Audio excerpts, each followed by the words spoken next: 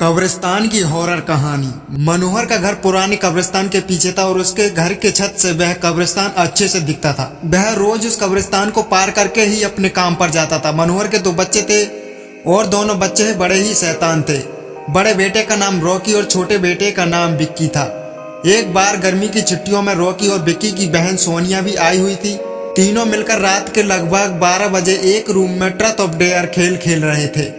Rocky Sonia से पूछता है कि तुम ट्रथ लोगी या डेयर। सोनिया डेयर लेती है और पूछती है कि तुम लोग कुछ खतरनाक करने के लिए तो नहीं कहोगे ना। रॉकी कहता है ये हुई ना बात, तो जाओ अब छत पर घूम करके आओ और छत पर रखे गमले में से एक फूल तोड़कर लाना होगा, तभी हमें पता चलेगा कि तुम छत पर से आई हो।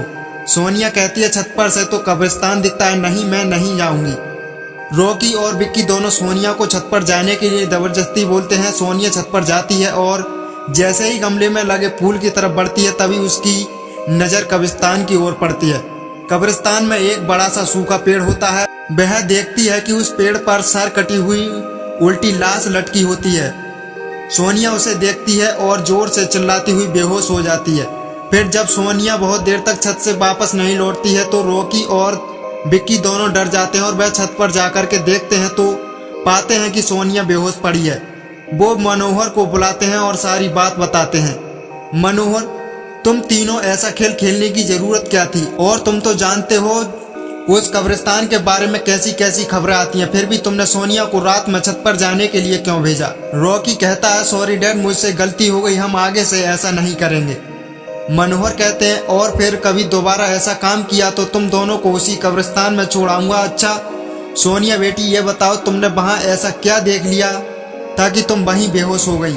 सोनिया सहमी हुई हालत में मनोहर को सारी बात बताती है कि उसने क्या देखा। मनोहर ने उस कब्रिस्तान के बारे में ऐसी खबरें पहले भी सुनी हुई थी, इसलिए वह सोनिया को डांटता नहीं और बच्चों को संभल कर रहने की सलाह देता है।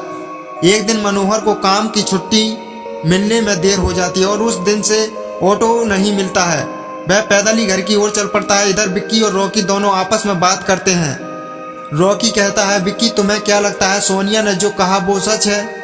मुझे तो लगता है कि वो सिर्फ बातें बना रही है और उसका भ्रम था। विक्की कहता है अरे नहीं भाई, तुमने उसकी हालत नहीं देखी, एक दिन भी और यहाँ रुकने को तैयार नहीं हुई। मुझे लगता है कि उसने सच में कुछ देखा होगा। रॉकी कहता है चलो हम उस कब्रिस्तान में जाकर खुद ही देख लेते हैं। विक्की कहता है अरे भाई, तुम पागल तो नहीं हो गए हो?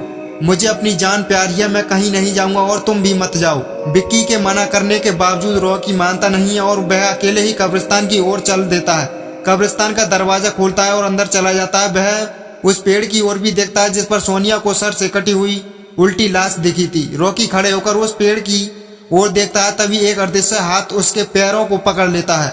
रॉकी डर जाता है और जोरों से चिल्लाने लगता है बचाओ बचाओ, मुझे छोड़ दो, मुझसे गलती हो गई, मैं फिर कभी यहाँ दोबारा नहीं आऊंगा। दूसरे कोने पर एक कब्र होती है जो कि खुली हुई होती है। उसके ऊपर खून लगा हुआ होता है और वह अदृश्य हाथ रॉकी को खींचकर लाता है और उस कब्रिस्तान की ओर ढकेलने लगता है। रॉकी चिल्लाता है छोड़ दो, मुझसे गलती हो गई, मैं फिर यहाँ कभी नहीं आऊंगा, मुझे मत मारो, मुझे जाने दो। मनोहर काम से पैदल घर पहुंचने वाला ही होता है। जैसे ही वह कब्रिस्तान से गुजरता है उसे रॉकी की आवाज सुनाई देती है। मनोहर कहता है ये तो रॉकी की आवाज लगती है, ये तो कब्रिस्तान में से आ रही है और मुझे जाकर के देखना चाहिए। मनोहर कब्रिस्तान में चारों ओर देखता है लेकिन रॉकी कहीं दिखाई नहीं देता है। वह घर लौट आ जाता है और विक्की से पूछता है कि रॉकी कहाँ है। विक्की कहता है पापा, मेरे बार बार मना करने के बावजूद भी वह रॉकी कब्रिस्तान में चला गया।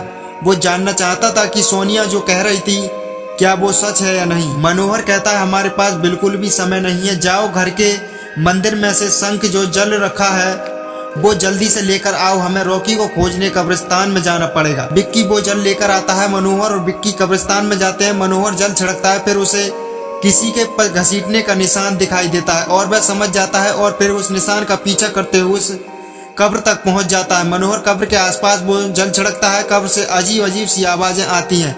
विक्की बहुत डर जाता है। मनोहर कहता है मुझे लगता है कि श्रापित प्रेत आत्माओं ने रॉकी को इस कब्र के अंदर कैद कर लिया है, हमें जल्द ही इसे निकालना होगा। तुम ये पवित्र जल आसपास छिड़कते रहो, इससे हमें वो प्रेत आत्माएं कभी नुकसान नहीं पहुंचाएंगी। मैं कब्र को खोलने की कोशिश करता हूँ। मनोहर उस कब्र को खोलने की बहुत कोशिश करता है। अंत में वह कब्र खुल जाती है। उसके अंदर रॉकी लथपथ बेहोश पड़ा होता है। मनोहर रोगी को लेकर हॉस्पिटल जाता है, उसकी हालत बहुत गंभीर होती है। उस दिन के बाद मनोहर उस घर को छोड़कर शहर से दूर एक दूसरे घर में अपने पूरे परिवार के साथ रहने लग जाता है। दोस्तों, आपको ये कहानी कैसी लगी हमें कमेंट जरूर करें। अगर सही लगी तो प्लीज वीडियो को लाइक करके चैनल को सब्सक्राइब करके सभी दोस्तों के साथ इस कहानी को शेयर करें। धन्यवाद।